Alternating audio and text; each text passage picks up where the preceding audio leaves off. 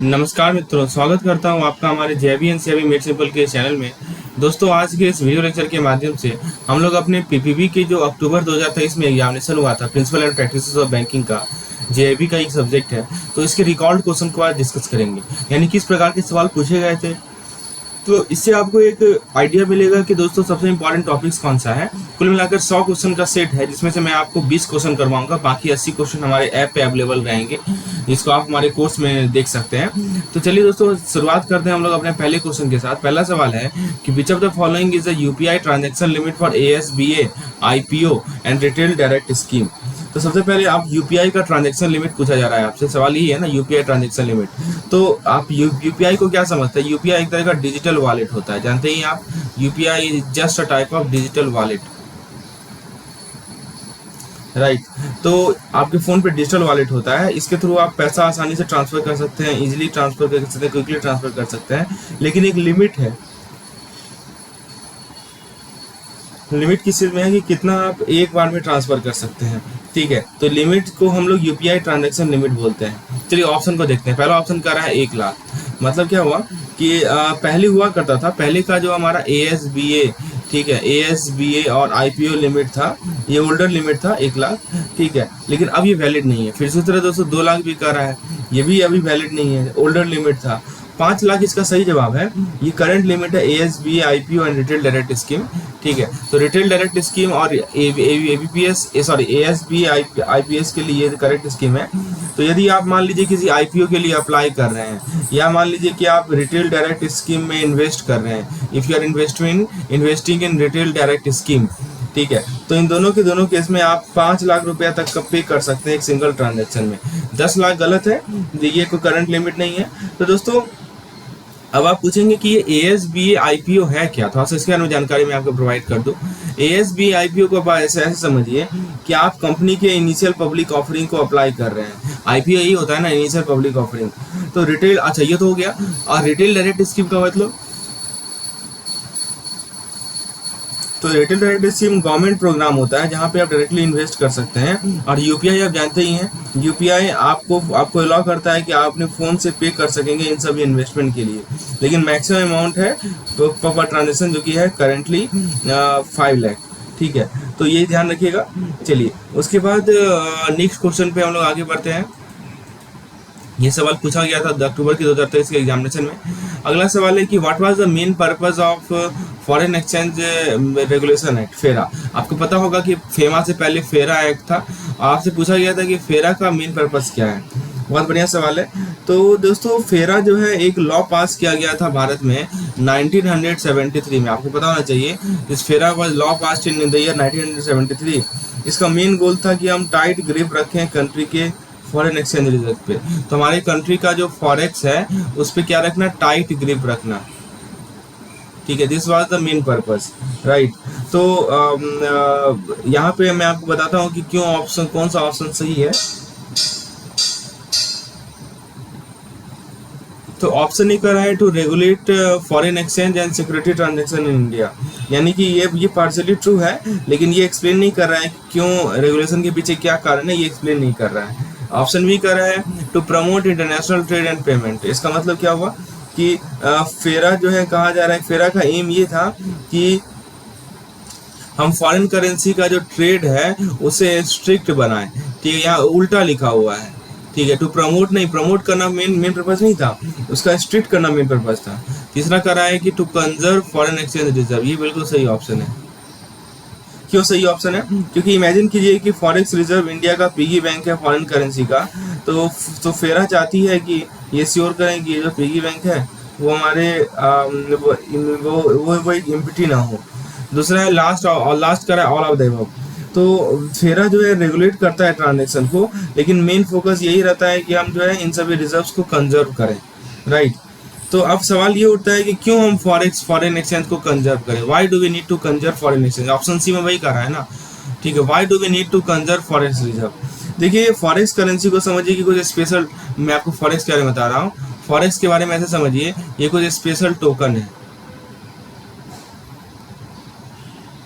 ठीक है। तो फॉरेक्स क्या है, बेसिकली स्पेशल टोकन है जिसमें जो कि आप यूज कर सकते हैं दूसरे कंट्री से चीज़ों को बाय करने के लिए। तो एक तरह का टोकन है जिसे आप जो है दूसरे कंट्री से किसी चीज़ को खरीद सकते हैं, राइट। तो फेरा उस समय एग्जिस्ट होता था जब भारत के पास बहुत ज़्यादा इन सभी टोकन ना हुआ करता था, ठीक है। तो अब कंट्रोल करना है कितना और कि कैसे इस टोकन को यूज किया जाए। तो फेरा का एम ये था कि इंश्योर करें कि ये टोकन बहुत ज़्यादा हो और सारे इंपॉर्टेंट चीज़ों के लिए जाए। तो यही कह रहा है FERA. Option number C is the correct answer.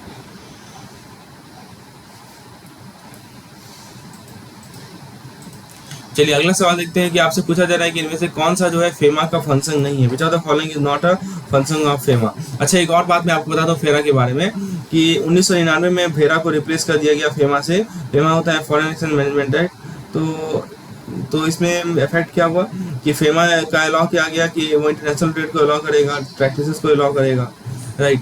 Next question है कि इनमें से कौन सा फेमा का फंक्शन नहीं है। ध्यान दीजिएगा, नहीं पे फोकस कीजिएगा, ठीक है, ये सवाल है। तो दोस्तों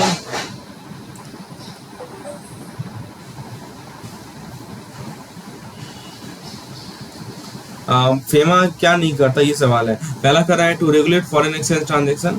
देखिए दोस्तों, जहाँ तक फेमा की बात है तो फेमा का जो कोर फंक्शन है ना वो यही है। फेमा का कोर फंक्शन क्या है कि फॉरेन एक्सचेंज ट्रांजेक्शन को रिजर्व करना, रेगुलेट करना, ठीक है।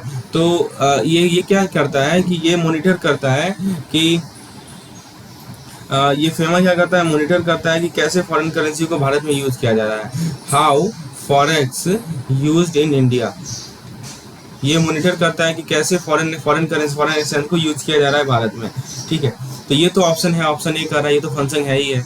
ऑप्शन बी कर रहा है कि to promote foreign trade and investment. तो एफएमआ एक्चुअली इनकरेज करता है इसे। ये चाहता है कि बिजनेस के लिए आसान हो, और पीपुल के लिए आसान हो, ताकि वो ट्रेड कर सकें और इन्वेस्ट कर सकें इंटरनेशनली। तो ये होता है हमारा to promote foreign trade and investment. Option C कर रहा है to prevent money laundering and terrorist financing. देखिए फेमा एक रोल प्ले करता है ताकि हम इलीगल एक्टिविटीज को रोक सकें। तो फॉरेन करेंसी मूवमेंट को ट्रैक करेगा ताकि सस्पिशियस ट्रांजेक्शन को हम लोग कैच कर सकें। ऑप्शन डी कर रहा है to control the movement of foreign national in India. ये गलत है। तो फेमा जो है फॉरेन करेंसी से डील करता है, लेकिन ये लोगों के मूवमेंट को कंट्रोल नहीं करता है, राइट।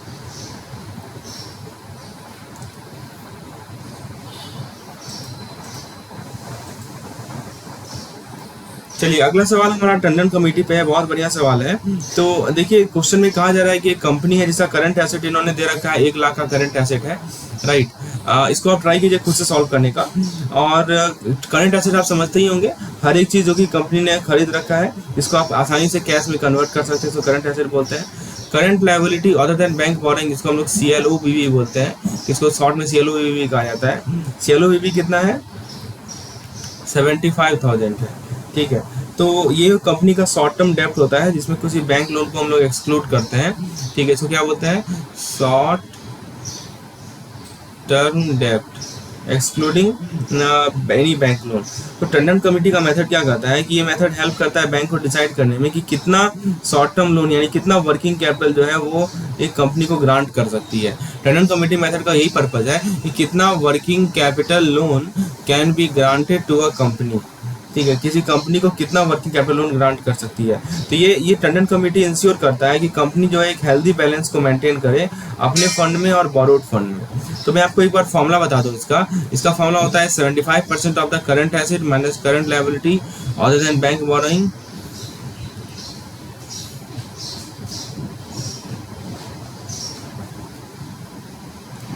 ठीक है। ये फॉर्मूला होता है इसका एमपीवीएफ निकालने का। तो अब जरा क्वेश्चन पे आते हैं। करंट एसेट कितना दे रखा है इन्होंने, 1 लाख का करंट एसेट दे रखा है। CLOBV कितना दे रखा है इन्होंने, CLOBV दे रखा है 75,000। CLOBV समझते हैं ना, current liability other than bank asset. This is the acronym जो कि हम लोग यूज करेंगे। तो 1 lakh minus 75,000 which will give you 25,000। 25,000 का यदि आप 75% निकालेंगे तो that will give you 18,750।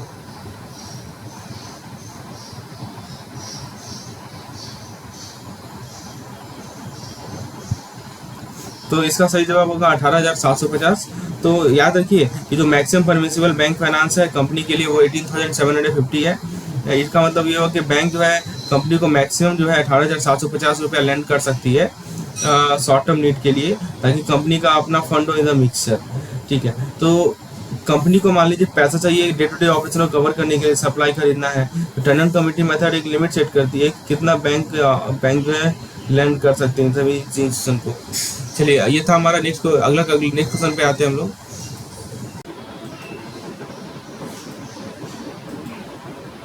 So friends, now let's see the next question. Which of the following is not a valid ground for central government to cancel the FCRA registration of an association? बहुत बढ़िया सवाल है। सवाल में पूछा जा रहा है कि क्या कारण है, कौन सा वैलिड रीजन नहीं है, ठीक है, ताकि सेंट्रल गवर्नमेंट ने जो FCRA रजिस्ट्रेशन को कैंसिल किया था वो। चलिए, पहला ऑप्शन कह रहा है कि the association fail to comply with the provision of FCRA। देखिए दोस्तों, मतलब ये हुआ कि जो हमारे एसोसिएशन थे, इन्होंने जो रूल FCRA ने सेट किया था। आप पूछेंगे FCRA क्या होता है, थोड़ा मैं आपको बता दूं FCRA क्या होता है। FCRA होता है फॉरेन कंट्रीब्यूशन रेगुलेशन एक्ट। क्या होता है? फॉरेन कंट्रीब्यूशन रेगुलेशन एक्ट, इसको हम लोग FCRA बोलते हैं, foreign contribution regulation act, right. तो एसोसिएशन ने जो रूल सेट किया गया था FCRA के द्वारा, उसे एसोसिएशन ने फॉलो नहीं किया।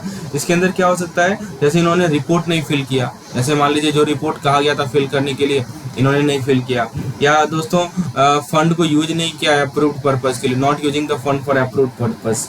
तो ये होता है पहला ऑप्शन का रहा है। दूसरा ऑप्शन का रहा है कि the association has been involve in activity detrimental to the national interest. मतलब यदि जो एसोसिएशन थी उसकी गतिविधियां जो है वो हार्मफुल देखा गया इंडियन सिक्योरिटी के लिए या वेलबींग के लिए, तो गवर्नमेंट जो है इसके रजिस्ट्रेशन को कैंसिल कर सकती है, राइट। तो इसके अंदर क्या होता है कि आप सपोर्ट नहीं कर रहे हैं टेररिज्म को, राइट। नेक्स्ट कर रहा है कि the association has received foreign contribution from unauthorised sources. मतलब कि FCRA रेगुलेट करता है कि कौन डोनेट कर सकता है फॉरेन फंड को इंडियन एसोसिएशन, मतलब भारतीय एसोसिएशन को कौन सा फर्म जो है फॉरेन फंड को डोनेट कर सकता है। यदि सारे के सारे यदि कोई एसोसिएशन ऐसे हैं जिनको पैसा मिल रहा है एक बैंड सोर्स से, तो वो अपना रजिस्ट्रेशन तो लूज करेगा ही करेगा। और लास्ट ऑप्शन कर रहा है कि the association has used foreign contribution for unauthorised purpose. तो एसोसिएशन जो है फॉरेन फंड को यूज करेगा स्पेसिफिक पर्पस के लिए, ठीक है, जैसे इन्होंने रिसीव किया है स्पेसिफाइड अप्रूवल से। तो याद रखिएगा कि सरकार चाहती है इंश्योर करना कि जो फॉरेन फंड है उसको प्रॉपर्ली यूज किया जाए और भारत को हार्म ना करे। तो यही मेन पर्पस है FCRA का, ठीक है। चलिए आगे बढ़ते हैं हम लोग। अगला सवाल है, which of the following is not a right of consumer under the COPRA. COPRA क्या होता है? कंज्यूमर प्रोटेक्शन एक्ट होता है। तो दोस्तों चलिए ऑप्शन में आपको समझाता हूँ। यहाँ पे सवाल है, ऑप्शन ए कर रहा है right to safety. Right to safety का मतलब कोपरा इंश्योर करता है कि जो प्रोडक्ट एंड सर्विस है, यहाँ पे ध्यान दीजिएगा नॉट वर्ड लिखा हुआ है। राइट टू सेफ्टी मतलब क्या हुआ कि जो कोपरा है ना, वो इंश्योर करता है कि जो प्रोडक्ट है, जो सर्विसेज है, वो कंज्यूमर सेलेबल है।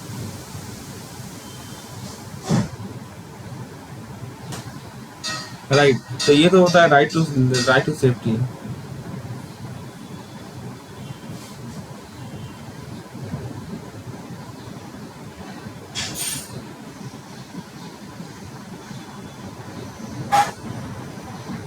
नेक्स्ट है हमारा राइट टू चूज।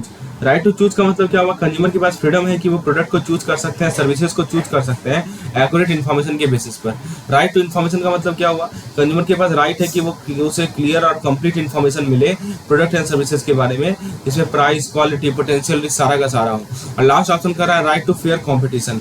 देखिए दोस्तों, ये डायरेक्टली कंज्यूमर का राइट नहीं है, लेकिन फेयर कॉम्पिटिशन यदि मार्केट में हो, ये बेनिफिट करता है कंज्यूमर को कि वो बहुत सारे रेंज ऑफ चॉइस को ऑफर कर सकता है कॉम्पिटेटिव प्राइसेस में। तो ये इसको अचीव करने के लिए सेपरेट रेगुलेशन चाहिए जो कि प्लान करेगा मोनोपोली को और अनफेयर ट्रेड प्रैक्टिस को, जो कि प्रिवेंट करेगा। तो option number D is the correct answer to this particular question.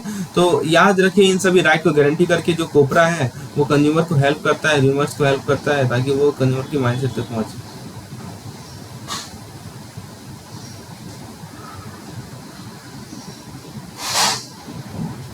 तो अगला सवाल है हमारा, ये तो हमारा कोबरा से रिलेटेड, कंज्यूमर प्रोटेक्शन एक्ट से रिलेटेड।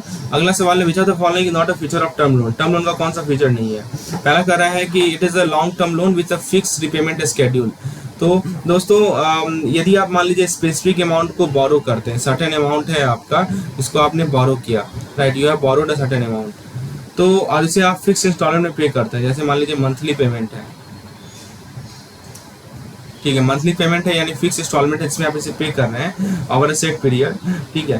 तो आपने बोरो किया स्पेसिफाइड अमाउंट को और फिक्स इंस्टॉलमेंट पे कर रहे हैं, तो ये होता है टर्म लोन। फिर दूसरा कह रहा है कि it's a long term loan.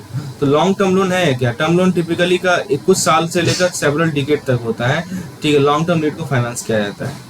Option C कर रहा है कि यूज फॉर फिक्स एसेट, देखिए लिखा है ना, it is a typical security bye collateral.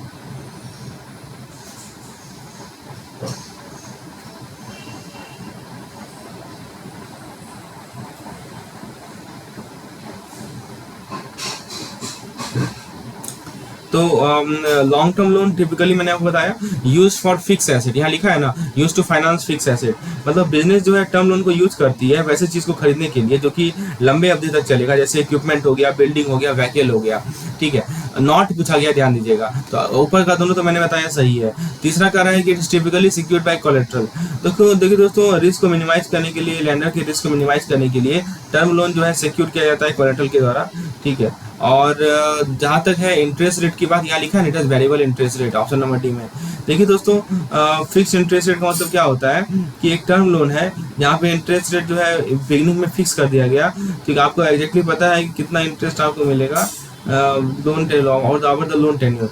और वेरिएबल इंटरेस्ट रेट क्या होता है? इस तरह का इंटरेस्ट रेट फ्लक्चुएट कर सकता है, ठीक है, based on the market condition. It is not a common for term loan. दोस्तों इसका सही जवाब क्या है? ऑप्शन नंबर डी सही जवाब है। याद रखिएगा कि जो टर्म लोन होता है उसका हमारा फिक्स रेट ऑफ इंटरेस्ट होता है, वेरिएबल इंटरेस्ट रेट नहीं होता है। तो टर्म लोन समझिए कि रिलायबल फ्रेंड है जो कि आपको हेल्प करेगा ताकि बिग परचेज को आप फाइनेंस कर सकें। ये first option is regular ATM. Option A कर रहा है कि on and operated by a bank. तो आप देखेंगे कि इसका लोगो लिखा रहता है, ये तो नहीं होगा। ऑप्शन बी कर रहा है कि ATM which is on and operated by third party ATM provider. देखिए यही होता है हमारा कि व्हाइट लेवल एटीएम में क्या होता है कि एक नॉन बैंकिंग कंपनी होती है, ठीक है। इसका कैरेक्टरिस्टिक्स है कि नॉन बैंक कंपनी होती है और ये कंपनी क्या करती है कि ये स्पेशलाइज होती है कि एटीएम को सेटअप करके और मैनेज करने में। दूसरा चीज है कि not branded by a specific bank, मतलब इनका अपना लोगो हो सकता है, दे माइट हैव अ लोगो, ठीक है। और इनका लेकिन आप यूज इसमें क्या है कि इनका लोगो होता है, लेकिन आप अपने डेबिट कार्ड को यूज कर सकते हैं, किसी भी बैंक की डेबिट कार्ड को, ताकि आप कैश को विड्रॉ कर सकें। तो एटीएम जो कि मर्चेंट के द्वारा ऑन किया जाए, तो इसका ऑप्शन नंबर बी इसका सही जवाब है कि इससे क्या होता है कि कन्वीनियंस बढ़ता है। इसको आप कहीं भी किसी भी एरिया में डाल सकते हैं जहाँ पे बैंक का अपना एटीएम नहीं है। इससे क्या होता है कि सभी लोगों को एक्सेस मिलता है, ठीक है। और कंपनी जो कि एटीएम को खरीदती है वो फी अर्न करती है ट्रांजेक्शन पे। तो जब भी आप एटीएम देखें इसका अपना कोई फेमिलियर बैंक लोगो नहीं हो तो हो सकता है कि वो व्हाइट लेवल एटीएम है, ठीक है। और देख सकते हैं दोस्तों ये सभी क्वेश्चन हमारे क्वेश्चन बैंक से आए हैं जो कि प्रीवियस ईयर में पूछे गए थे। जैसे पेज नंबर 80 हमारे पीपीपी का क्वेश्चन बैंक आप देखेंगे तो वहाँ पे ये क्वेश्चन मैंने डाल रखा है। तो मैक्सिमम क्वेश्चन हम जो मैं आपको प्रोवाइड कर रहा हूँ सभी में हमारे क्वेश्चन बैंक से हैं। अगला सवाल है which of the following is not a part of core banking solution. CBS का कौन सा पार्ट नहीं है? तो दोस्तों सीबीएस क्या होता है? सीबीएस समझिए कि ब्रेन है। सीबीएस यानी कि कोर बैंकिंग सॉल्यूशन, इसको समझिए कि ये एक ब्रेन है और नर्वस सिस्टम है बैंक का। It is the brain and nervous system of a bank. तो ये एक सेंट्रल सॉफ्टवेयर सिस्टम है जो कि हैंडल करता है सारे कोर बैंकिंग एक्टिविटीज को इंडिविजुअल कस्टमर के लिए और बिजनेस के लिए। अब सीबीएस करता क्या है? पहला है अकाउंट मैनेजमेंट। अकाउंट मैनेजमेंट का मतलब क्या होगा कि एक अकाउंट ओपन करना, अकाउंट ओपनिंग, ठीक है, डिपॉजिट मैनेज करना, डिपॉजिट मैनेजमेंट, उसके बाद विड्रॉल करना, राइट, और अकाउंट स्टेटमेंट, अकाउंट का स्टेटमेंट देना, ये सभी हमारे अकाउंट के मैनेजमेंट हो गए, ये सीबीएस करता है। दूसरा कर रहा है लोन प्रोसेसिंग, यानी दोस्तों लोन का जो एप्लीकेशन है उसको इवेलुएट करना, अप्रूवल को मैनेज करना और फिर रिपेमेंट को ट्रैक करना, कि ये सीबीएस करता है। सीआरएम होता है कस्टमर रिलेशनशिप मैनेजमेंट। तो यहाँ पे कौन नहीं करता ये पूछा गया है। तो इसमें क्या होता है कि इसमें हमारा कस्टमर सीआरएम में क्या होता है कि जो हमारे कस्टमर हैं उनके जो इंफॉर्मेशन है उसे स्टोर करता है ये, फिर उसके बाद इंटरेक्शन को ट्रैक करता है, किस प्रकार से वो इंटरेक्ट कर रहे हैं, ट्रैक इंटरेक्शन, और फाइनली इंटरेक्शन को ट्रैक करने के बाद पर्सनलाइज सर्विस प्रोवाइड करता है, राइट। तो ये हमारा सीबीएस का पार्ट है। तो ये सभी सीबीएस करते हैं कि account management, loan processing, CRM. तो सीबीएस क्या नहीं करता, तो करेंसी ट्रेडिंग सीबीएस नहीं करता। करेंसी ट्रेडिंग क्या होता है कि ये एक टिपिकली स्पेशलाइज सर्विस है जो कि इन्वेस्टमेंट बैंक ऑफर करती है, जिसको हम लोग करेंसी ट्रेडिंग बोलते हैं। जितने भी इन्वेस्टमेंट बैंक्स होती हैं या जो हमारे फॉरेक्स ब्रोकर होते हैं, तो वो ये करेंसी ट्रेडिंग को करते हैं। तो कुछ बैंक करेंसी एक्सचेंज सर्विस को ऑफर करती है रिटेल कस्टमर के लिए, लेकिन ये सीबीएस का कोर फंक्शन नहीं है। याद रखिएगा कि सीबीएस का जो हर एक पार्ट है वो एक साथ काम करेगा, सीमलेसली काम करेगा, ताकि जो एसेंशियल बैंकिंग फंक्शन है उसको हैंडल कर सके। अकाउंट मैनेजमेंट जो है समझिए कि तो बेसिक चीज़ें मैंने बता दिया, अकाउंट मैनेजमेंट, लोन प्रोसेसिंग, फिर सीआरएम, ये सभी हमारे पार्ट होते हैं सीबीएस के। चलिए अगला सवाल है कि आरबीआई के एडवाइस के अनुसार कितने दिनों के अंदर बैंक जो है डुप्लीकेट ड्राफ्ट को इशू कर दे। तो देखिए दोस्तों, पहला ऑप्शन कर रहा है 10 डेज। तो देखिए फास्टर इशुएंस तो अच्छा होगा, लेकिन ये रिकमेंडेड टाइम फ्रेम नहीं है आरबीआई के द्वारा। दूसरा कह रहा है कि हमारा 14 डेज, बिल्कुल सही है। बैंक को एडवाइस दिया गया है कि वो डुप्लीकेट डिमांड ड्राफ्ट जो है कस्टमर को दे दे within 14 days from the receiving a request. मतलब मान लीजिए कि आज के दिन रिक्वेस्ट डाला गया कि मुझे डुप्लीकेट ड्राफ्ट चाहिए, तो 14 दिन के अंदर यानी 2 वीक्स के अंदर बैंक जो है वो क्या करे, कस्टमर को duplicate draft, demand draft issue कर दे। यही पॉइंट बताया जा रहा है। और 30 दिन भी नहीं होगा, ये सिग्निफिकेंटली लॉन्गर टाइम है। ये सभी गाइडलाइन इंश्योर करते हैं कि कस्टमर सर्विस एफिशिएंट हो। तो यदि कस्टमर मान लीजिए कि अपना डिमांड ड्राफ्ट खो गया, तो 14 डे का वेटिंग पीरियड होता है रिप्लेसमेंट का। इससे क्या होता है कि आप सिक्योरिटी कंसिडरेशन को बैलेंस कर सकते हैं टाइमली रिजोल्यूशन के साथ। चलिए इसका मतलब समझ में आया, 14 डेज क्यों आंसर है। अगला सवाल है कि यूपीआई और आईएमपीएस के बारे में कौन सा कथन जो है सही है। चलिए ऑप्शन देखते हैं। पहला कह रहा है कि UPI and IMPS are real time payment system that credit the beneficiary consumer immediately. ठीक है। तो देखिए एक होता है हमारा रियल टाइम सिस्टम, ठीक है, और एक होता है हमारा डिफर्ड सिस्टम। ठीक है, यहाँ लिखा ना डिफर्ड सेटलमेंट सिस्टम। देखिए दोस्तों, रियल टाइम मतलब क्या होता है कि फंड जो है ट्रांसफर किया जाता है सेंडर अकाउंट से रिसीवर अकाउंट में तुरंत का तुरंत। और डिफर्ड सेटलमेंट में क्या होता है कि पैसा तो डिडक्ट कर लिया गया सेंडर के अकाउंट से तुरंत, लेकिन जो ट्रांसफर है रिसीवर अकाउंट में वो थोड़ा समय लगता है। इसको हम लोग बोलते हैं रिसीवर।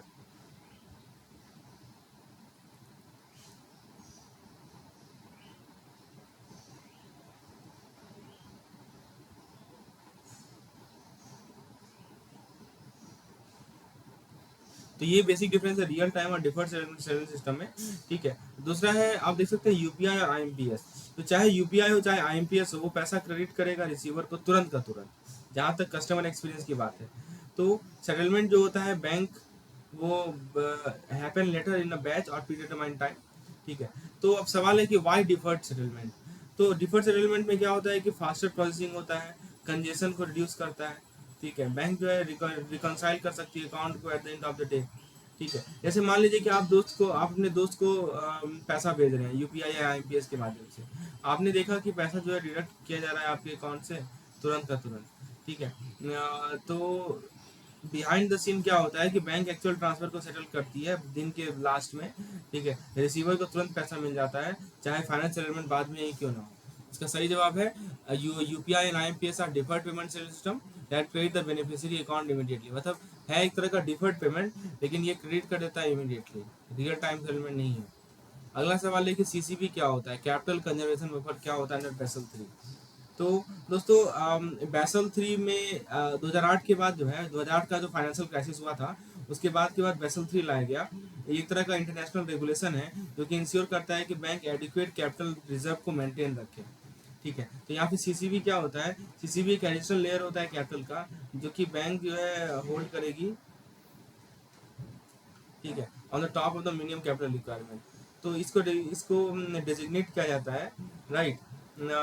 तो यहाँ पे देखिए सीसीबी की बात कर रहे हैं, एडिशनल लेयर होता है कैपिटल का जो कि बैंक होल्ड करेगी मिनिमम कैपिटल रिक्वायरमेंट के टॉप में। इसको डिजाइन किया जाता है कि हम यूज करें during time of economic stress. जब हमारा इकोनॉमिक स्ट्रेस का टाइमिंग आता है तब सीसीबी को यूज करते हैं। अब कितना रिक्वायरमेंट है, तो वो याद रखिएगा, जो हमारा रिस्क वेट एसेट होता है इसका 2.5% होता है हमारा CCB. Option number A is the correct answer. ठीक है। तो रिस्क वेट एसेट कंसीडर करता है कि बैंक का लोन कितना रिस्की है। ठीक है, जितना ज़्यादा रिस्क रहेगा उतना ज़्यादा कैपिटल रिक्वायरमेंट होगी, ये बेसिक पॉइंट है। चलिए, तो ऑप्शन नंबर ए हमारा इसका क्या है, सही जवाब है।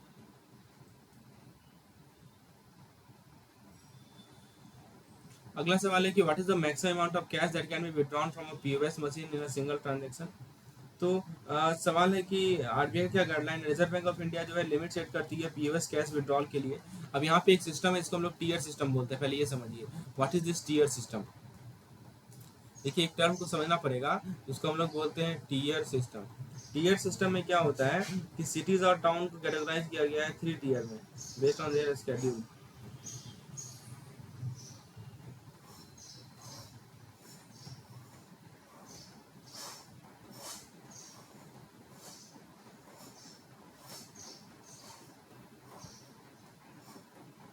तो टीयर सिस्टम में क्या होता है कि सिटी और टाउन कैटेगराइज किया गया है टीयर के बेसिस पे, पॉपुलेशन के बेसिस पे। टीयर में कैटेगराइज किया गया है पॉपुलेशन के बेसिस पे। तो आप देखिए जो जो लोअर एटीएम अवेलेबिलिटी होता है स्मॉलर एरिया में, वहाँ पे आरबीआई जो है हायर विड्रॉल लिमिट अलाउ कर रहा है जो कि 2000 रुपया है। ठीक है, टायर 3 टू टायर 6। और जो हमारे बिगर सिटीज होते हैं उनके पास ज़्यादा एटीएम होता है, इसीलिए पीओएस कैश विड्रॉल लिमिट जो है वो 1000 का है, समझे। तो स्मॉल टाउन में कितने का है 2000 का, और बिगर टाउन में कितने का 1000 का। तो पीओएस कैश विड्रॉल समझिए कि कन्वीनियंट ऑप्शन होता है ताकि आप कैश को आसानी से एक्सेस कर सके, खासकर वहाँ पे जहाँ पे एटीएम ना हो। ठीक है, तो आरबीआई हायर लिमिट सेट करती है स्मॉल टाउन में, ताकि हम फ्यू एटीएम को कॉम्पेंसेट कर सकें और जो नॉट जो है लोअर लिमिट को मेंटेन कर सकें बिगर एरिया से। चलिए अगला सवाल देखते हैं हम लोग।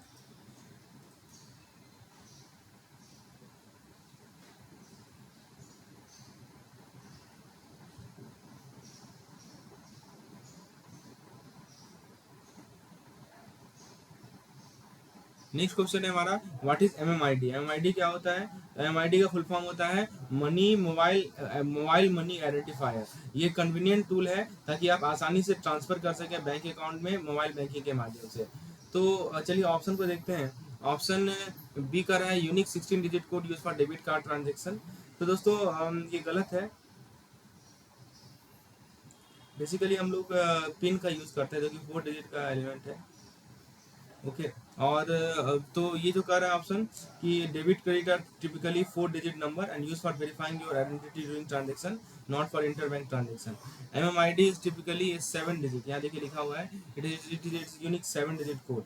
एमएमआईडी में क्या होता है कि आप एक ट्रांसफर को इनिशिएट करते हैं अपने मोबाइल बैंकिंग ऐप से, आप जो रेसिपिएंट का मोबाइल नंबर और एमएमआईडी इंटर करते हैं। ठीक है, तो उससे क्या होता है कि एमएमआईडी जो एक तरह का यूनिक आइडेंटिफायर की तरह काम करता है अपने आपके ट्रांजेक्शन के लिए। ठीक है, तो बेनिफिट क्या है एमआईडी का कि आपको जो है इंटर नहीं करना पड़ेगा लेंदी अकाउंट डिटेल। कमिटमेंट क्या है कि ट्रांसफर जो है आसानी से कर सकते हैं पेमेंट से। ये सभी हमारे फीचर होते हैं एमआईडी के। उसके अलावा दोस्तों दूसरा फीचर है कि 7 डिजिट का ये सिक्योरिटी कोड है जो कि एक्स्ट्रा लेयर ऐड करता है सिक्योरिटी में। ये सभी पॉइंट्स एमआईडी के बारे में याद रखेंगे। अगला क्वेश्चन है कि इनमें से कौन सा एक तरह का टेररिस्ट फाइनेंसिंग का स्टेज नहीं है। दोस्तों टेररिस्ट फाइनेंसिंग के अंदर क्या होता है कि हम पैसा को रेज कर रहे हैं, पैसा को मैनेज कर रहे हैं ताकि टेररिस्ट एक्टिविटी को सपोर्ट कर सकें। तो देखिए मूविंग फंड को मूव करना एक प्रोसेस का पार्ट होता है, लेकिन ये डिस्टिंक्ट स्टेज नहीं होता है। मैं आपको कुछ टिपिकल स्टेज समझाता हूँ फाइनेंशियल टेररिज्म का। पहला है कलेक्टिंग फंड। क्या मतलब हुआ?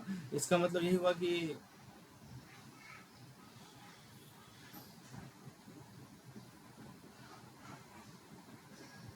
सो कलेक्टिंग फंड देखिए पहला ऑप्शन जो कर रहा है मतलब ये हुआ कि टेररिस्ट ऑर्गेनाइजेशन जो है बहुत सारे तरीके को यूज करती है ताकि पैसा को रीच कर सके।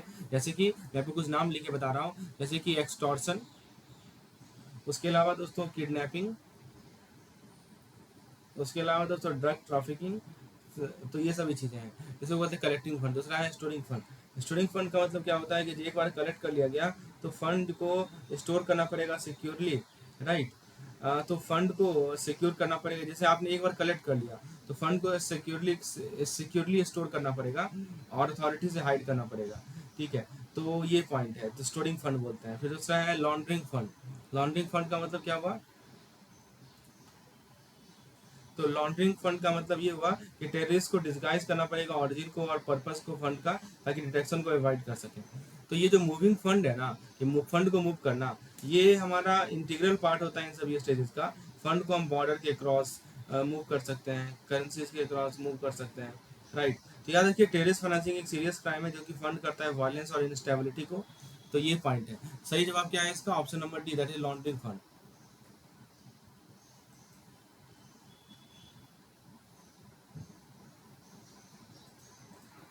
चलिए अगला सवाल देखते हैं, what is PSL for RRB, regional rural bank के लिए प्राइवेट सेक्टर लिमिट कितना है।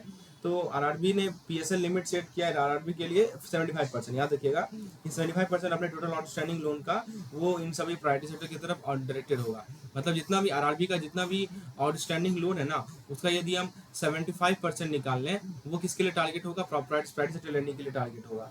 और इसमें क्या क्या आता है, एग्रीकल्चर हो गया, एमएसएमई हो गया, एजुकेशन हो गया, हाउसिंग हो गया, सोशल इंफ्रास्ट्रक्चर हो गया, और रिन्यूएबल एनर्जी होगा, ये सभी इंक्लूडेड है।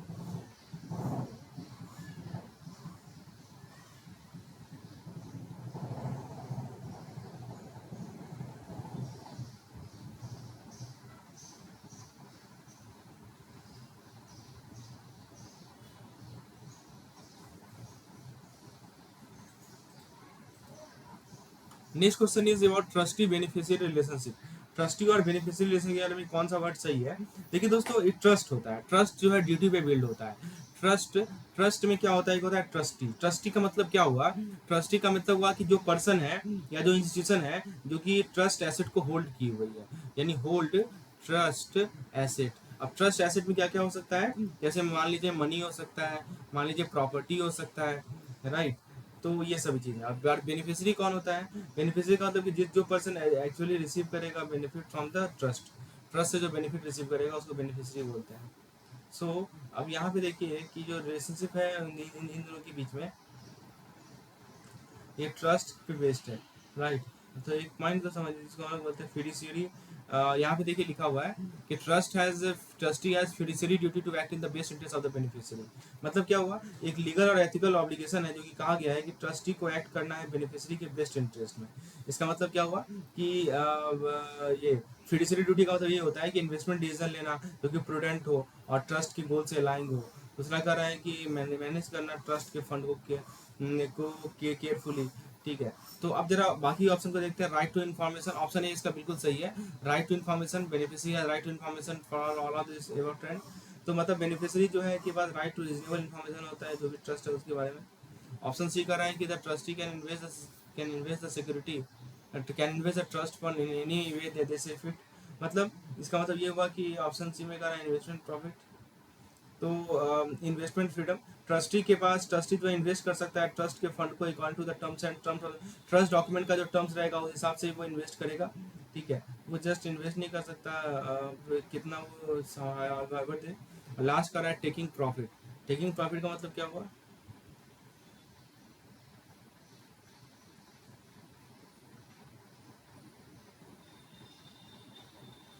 तो ये हमारा होता है trust trust beneficiary relationship. Option A is the correct answer to this particular question. Friends, इसी प्रकार से देख सकते हैं दोस्तों, बहुत सारे क्वेश्चन मैंने बना रखे हैं। यदि आप इन सभी क्वेश्चन के पीडीएफ चाहते हैं तो हमारे कोर्स में आप इनरोल हो सकते हैं। इस नंबर पर व्हाट्सएप